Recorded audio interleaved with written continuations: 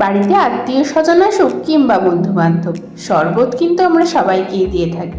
তাই আজকে একটা নতুন রেসিপি, ডাবের শরবত। আমি সঞ্চিতা আবারও একটা নতুন রেসিপি নিয়ে চলে এসেছি তোমাদের কাছে, কুকিং উইথ সঞ্চিতে। আমার চ্যানেলটা যদি ভালো লাগে অতি অবশ্যই কিন্তু চ্যানেলটা সাবস্ক্রাইব করো।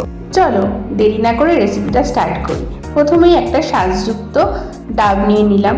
এরপরে বরফ, চিনি গুঁড়ো, বিট নুন আর চাট মশলা নিলাম। ডাব থেকে ডাবের জল এবং শাঁসটা বার করে নিয়ে শাঁসটা আমি মিক্সিতে একটু বেটে নিয়েছি। এরপর মিক্সার জারের মধ্যে আমি ওই শাঁসটা, বিট নুন, চিনি, একটু চাট মশলা আর অল্প বরফ এবং সর্বশেষে ডাবের জলটা দিয়ে মিক্সারের সুইচটা দিয়ে দিলাম। ব্লেন্ড করলেই রেডি আমাদের ডাবের শরবত। এরপর বেশি বেশি একটু বরফ দিয়ে ঠান্ডা ঠান্ডা ডাবের শরবত সার্ভ করো না, দেখবে খেলে মন প্রাণ জুড়িয়ে যাবে। তোমরা কিন্তু জানিও ট্রাই করে কেমন লাগলো। ওপর থেকে একটু কোরানো শাঁসগুলো দিয়ে দেবে, আরও সুন্দর লাগবে। Thank you.